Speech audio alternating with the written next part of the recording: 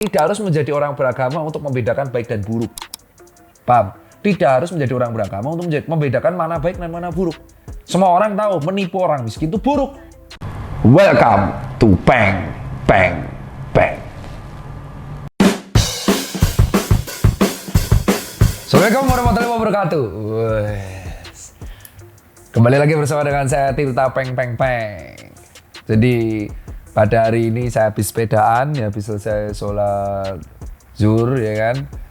Dan dalam kondisi kantor saya kemarin ya 4 orang COVID, 2 orang, sekarang 17 orang COVID di toko saya. Toko saya Malang lockdown, Komunian Pos Blok lockdown, di kantor ada 6 orang WFH. Dan pada kali ini kita nggak akan bahas COVID, tapi kita akan bahas info-info absurd yang menurut saya layak untuk dikomentari. Aduh buset, leherku kesleo. Ada. Sini, habis sakit. Rumah sakit dulu dong. Ngapain? Biar kompak. Kan saya dokter. Oh tuh, Binari. Sebelumnya disclaimer ya. Saya nggak ada masalah apapun sama beberapa orang yang tersebut sebagai afiliator Binari Option ya. Bodoh amat. Tapi sebelum saya bahas, jangan pastikan kebutuhan cairan kalian terpenuhi. Dan kalau saya selalu memastikan minum Le Mineral sebagai pemenuhan kebutuhan cairan saya karena mengandung mineral esensial. Dan memang benar, kalau di kantor saya itu air mineral lain nggak ada selain Le Mineral.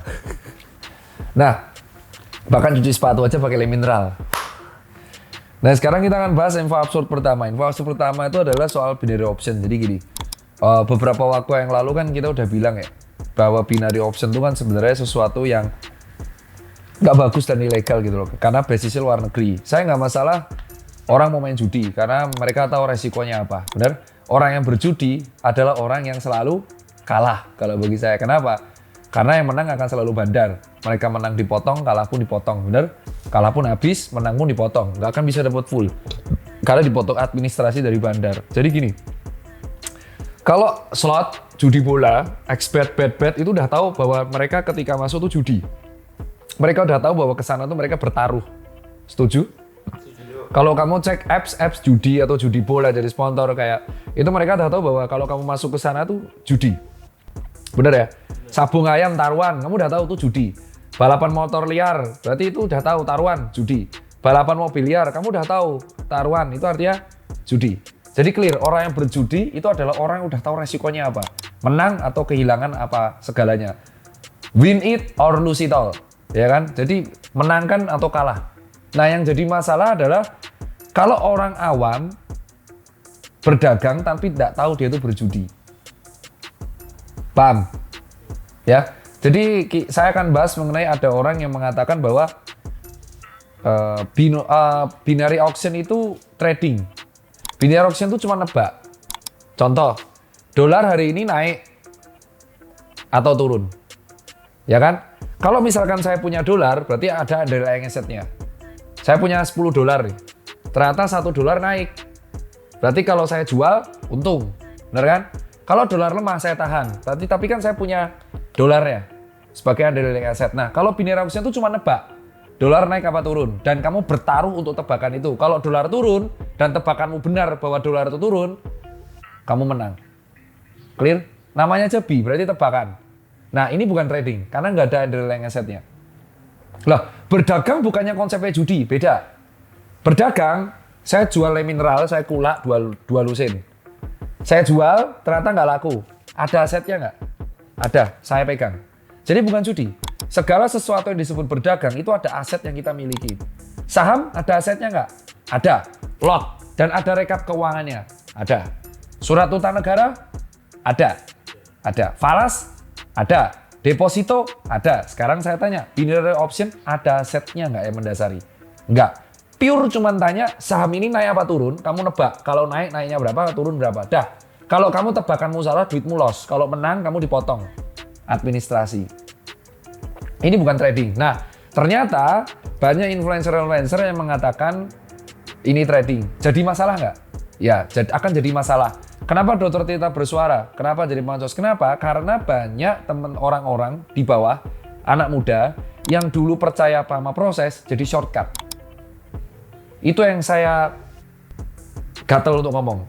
Karena saya tuh berproses dari 2009 sampai 2022 tuh 13 tahun, baru bisa membuat 80 toko. Artinya, saya itu per tahun hanya bisa membuat 7 toko. Artinya per 2 bulan hanya 1 toko. Paham?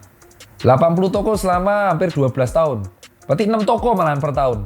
Berarti per 2 bulan itu 1. Berat loh. Proses. Karena orang tergimik dengan umur 22 tahun sudah punya Lambo, umur 24 punya Ferrari. Akhirnya orang berpikir, shortcut. Cut the system. Dengan cara apa? Dengan cara bermain hal seperti ini. Dan orang tidak lagi menghormati proses. Orang hanya peduli hasil. Orang hanya peduli yang penting punya mobil mewah, yang penting kaya raya, yang penting aku disegani, yang penting aku diakui. Gengsi dan pengakuan. Memanfaatkan haus pengakuan dan akhirnya mereka bertaruh di situ. Ya kan? Ketika untung mereka senang, ketika rugi mereka marah. Masih hebat orang judi. Ketika rugi atau untung mereka udah tahu resikonya apa. Clear? Nah, para influencer-influencer ini awalnya keras kepala, menganggap bahwa apa yang mereka lakukan itu nggak salah. Apa yang mereka omongan itu nggak salah. Mereka menganggap bahwa legal dengan tindakan mereka yang flexing-flexing. Bahkan beberapa diantaranya membuat buku. Yang jadi masalah adalah kalau kamu mengatakan ini judi dari awal, maka orang yang ikut di situ sudah tahu resikonya akan kehilangan uang. Your own risk. Tapi ketika kamu mengatakan ini trading, berarti legal. Bahkan salah satu influencer blunder mengatakan ini legal. Sehingga kalau misal dia mengatakan ini legal dan mengatakan ini bahwa sah, orang akan tertarik. Terutama orang-orang awam yang nggak ngerti apa itu trading, yang belum tereducate. Benar? Kalau misalkan kita ngomong, ini judi, apa akankah semua orang akan ikut di situ? Enggak. Yang ikut adalah orang yang memang hobi judi. Jadi tidak akan dia bisa se-flexing itu. Karena dia dapat duit bagi hasil di situ. Clear masalahnya di situ. Jadi apa yang membedakan konsep binary dengan dagang itu jelas. Ada aset yang mendasari. Dan kenapa saya bersuara? Karena saya pengen anak muda tuh kembali bahwa sukses itu proses. Dan sukses per orang tuh beda-beda. Contoh, saya sukses karena saya merasa punya toko dan bisa nyekolahin anak saya tanpa saya harus utang. Bagi saya definisi sukses bagi Tirta itu, titik. Saya sukses ketika saya bisa goes Jakarta Jogja, Jakarta PP. Sukses. Clear ya? Tapi bagi saya, bagi orang lain belum tentu. Mungkin bagi A, sukses itu punya Ferrari. Salah? Enggak. Ya kan? Jadi definisi itu beda-beda. Nah, si influencer ini menyamaratakan definisi sukses. Bahwa definisi sukses itu harus punya supercar. Harus punya rumah mewah. Harus foya-foya dan barang branded. Salah nggak? Salah. Itu akan membuat komoditi kita menjadi konsumtif. Ya kalau kaya raya. Yang kasihan adalah kalau mereka baru proses, sudah pengen konsumtif. Dangerous. Nah, apakah minta maaf cukup? Kalau kasusnya pribadi, ya kan? Atau kasus-kasus personal, ada yang namanya restorasi justice. Oke, benar ya? Tapi sekarang kita lihat berapa banyak orang yang stres atau kena gangguan mental sampai depresi, nyaris bunuh diri karena kehilangan uang dan tertipu dengan alasan trading yang bergimik, judi bergimik trading. Banyak orang yang kejiwaannya terganggu dan banyak orang yang mentalnya terganggu karena mereka yang salah edukasi. Dan mereka dengan simpel mengatakan, maafkan saya. Salah nggak? Salah nggak? Salah? Salah. Dan didukung untuk berproses. Sekarang saya tanya, berani nggak? Saya akan segan jika dia menjual semua kekayaannya untuk mengobati orang-orang yang stres dan tertekan depresi akibat mereka. Ya kan? Nggak berani. Mereka tetap minta maaf dan menikmati kekayaannya dan tinggal delete konten. Dan mengharapkan hukum sosial saja. Tapi mereka sudah take out ratusan miliar. Apa bedanya dengan koruptor? Sudah dapat ratusan M, di penjara 4 tahun, keluar tetap happy. Ya kan? Karma yang berbicara. Karma. Ingat, saya masih percaya karma. Saya masih percaya karma. Untuk orang-orang di luar sana yang masih hidup dengan tenang, nggak perlu berbaris di medsos. Doakan aja yang terbaik. Dan semua orang itu pasti akan mendapatkan balasannya. Apalagi orang yang cari makan di atas penderitaan orang. Tuh kalau matinya susah, sakitnya parah, atau kena karma. Bukan kita doakan, tapi ketika hukum udah nggak bisa menjerat mereka, penjara 4 tahun pun nggak akan cukup. Lu bayangin, penjara 4 tahun, tapi dapat 100 apa 200 M. Artinya setahun dapat 50 M, kalau misal 200 M. Artinya sebulan mereka dapat 3 sampai 4 M. Cucuk bro, cuma di penjara 4 tahun. Tapi mereka dapat ratusan M. Paham? Tapi mereka tidak dipermiskinkan. Tinggal alin aja dananya kemana. Tinggal minta maaf, clear. Enak kan? Enak kan? Memang enak. Enak jadi penipu memang. Enak. Enak banget. Kamu pikir aja loh. Let's say kamu dapat dari Binari itu sebagai afiliator 200 miliar. Terus kamu dibui 4 tahun. Let's say dibui 4 tahun. Berarti per tahun dia dapat 50 M. Dengan catatan dia tinggal dibui. Berarti per bulan dapat 4 M. Enak kan? Tinggal dibui 4 tahun tapi dapat 50 miliar. Enak? Apa ada penyitaan? Enggak, belum tentu. Apa hikmah yang kita bisa ambil? Edukasi. Bahwa kaya itu nggak bisa instan, bro. Kaya itu proses. Dan definisi kaya per orang itu beda-beda. Kita harus merevisi standar kalau kaya itu harus punya A, B, C, D. Apakah ditanya, saya punya Mini Cooper bahagia? Bahagia. Dokter Tirta pengen supercar? Pengen. Pengen beli? Enggak. Karena bagi saya, definisi kaya saya berbeda dengan mereka. Apakah Dokter Tirta marah kalau ada orang beli supercar? Enggak.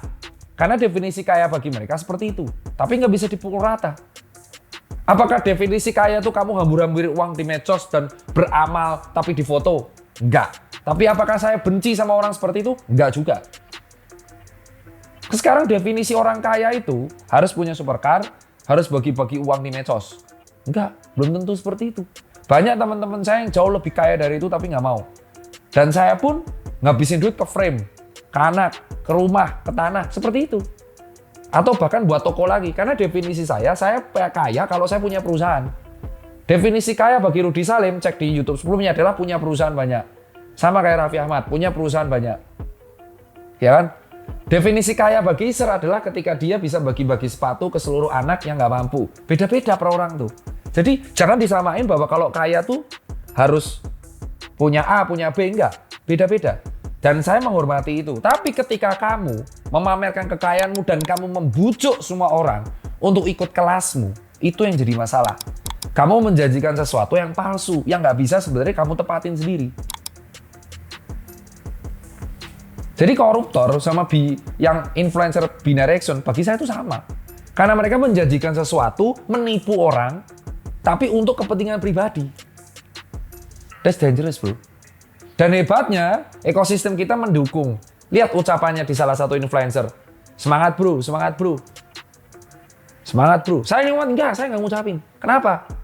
Karena banyak orang yang nyaris bunuh diri hanya karena mereka uangnya loss. Karena mereka nggak tahu itu sebenarnya judi. Sekarang kita lihat ada tren baru yang namanya kripto. Bitcoin laku. Kenapa? Karena memang demand-nya dikit dan sistemnya bagus. Ada yang mining dan Bitcoin bisa digunakan untuk alat transaksi. Benar? Begitu juga dengan ETH. Ada NFT sebagai sebuah platform yang bisa menghargai karya seni. Clear? Terus tiba-tiba ada artis buat kripto.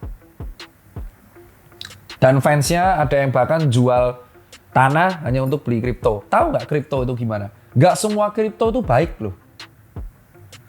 Beberapa kripto doang baik. Kenapa Bitcoin harganya mahal? Karena Bitcoin sudah digunakan sebagai alat tukar di beberapa negara.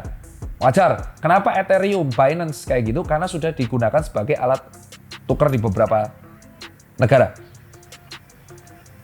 Clear? Sekarang saya tanya, token-token yang dibuat artis ini sudah sebagai alat tukar loh. Belum tentu.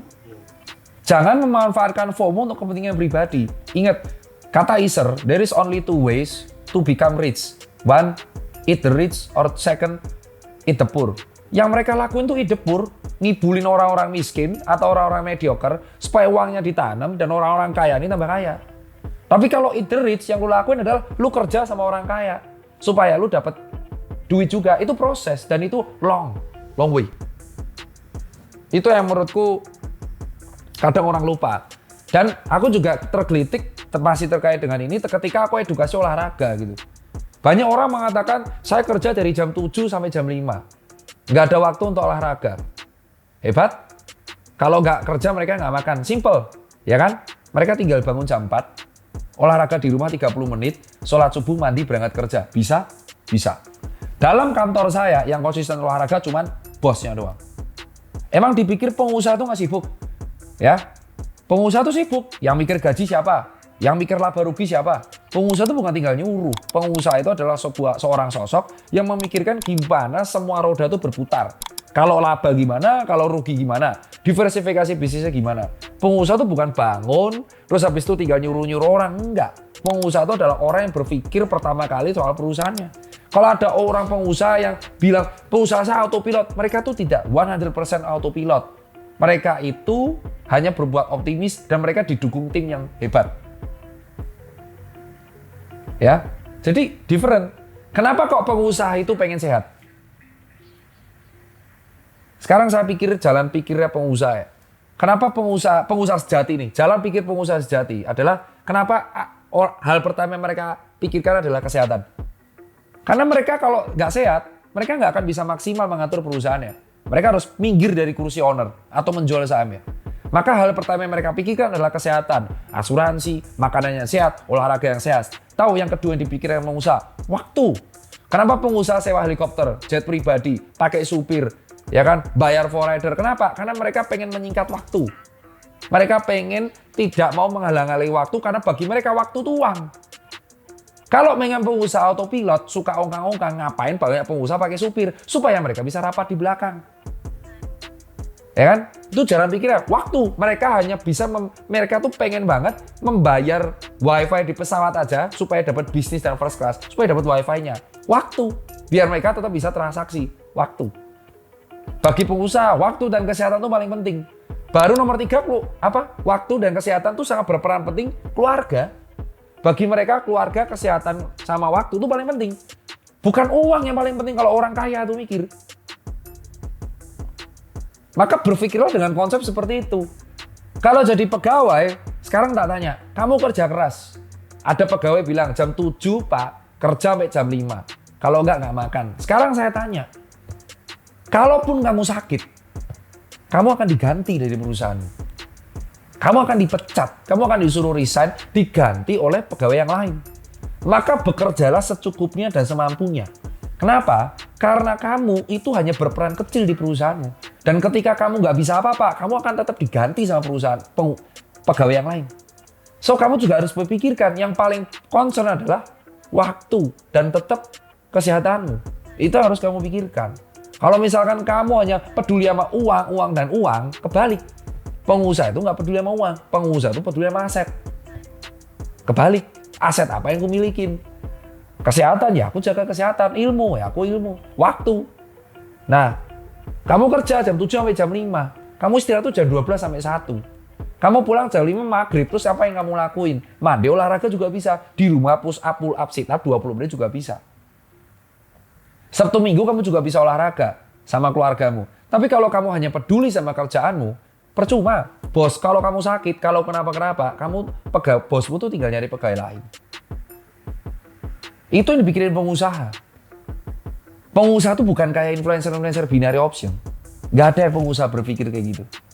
Gak ada satupun pengusaha berpikir kayak gitu. Nah, aku bisa jamin, gak ada pengusaha berpikir kayak gitu. Self reward, enggak. Dia tuh masih muda. Paham? Gak akan ada orang beli mobil mewah dulu baru beli rumahnya. Kebalik, beli rumah dulu baru beli mobilnya. Kalau nggak mampu beli rumah, ya jangan beli mobilnya. Ada beberapa influencer yang beli mobil mewah, rumahnya masih ngontrak. Buat apa? Buat apa? Kantor belum punya, pegawai nggak punya. Pengusaha itu hemat waktu, pasti punya tim. Kalau pengusaha nggak punya asisten, nggak punya tim, berarti dia tuh bukan orang kaya. Semua orang kaya rata-rata punya asisten. Kenapa? Jadwalnya banyak, bos. Semua orang penting tuh jadwalnya banyak, bos. Ya kan? That's it. Info absurd. Komenku mengenai binary option dan mental pengusaha dan orang yang kaya harus proses. Jangan lupa, bos. Apa yang kamu lakuin itu semua kamu tuai. Ya kan? Jadi kalau kamu ngelakuin apapun, kamu bisa kena karma. Hati-hati aja. Kamu nyari makan dari yang miskin dan ngibuli yang miskin. Karmamu berat banget nanti. Saya bukan Allah bisa mengadili, tapi saya tidak harus menjadi seorang Tuhan untuk mengetahui kamu bisa kena karma. Kenapa? Karena kamu mengibuli dan membuat sakit hati banyak orang yang nggak tahu apa-apa. Orang miskin yang nggak tahu apa-apa. Menzolimi orang miskin, hukumnya berat. Semua agama tidak harus menjadi orang beragama untuk membedakan baik dan buruk. Paham? Tidak harus menjadi orang beragama untuk membedakan mana baik dan mana buruk. Semua orang tahu menipu orang miskin itu buruk. Dan ada hukumnya. Itu kalau dari saya.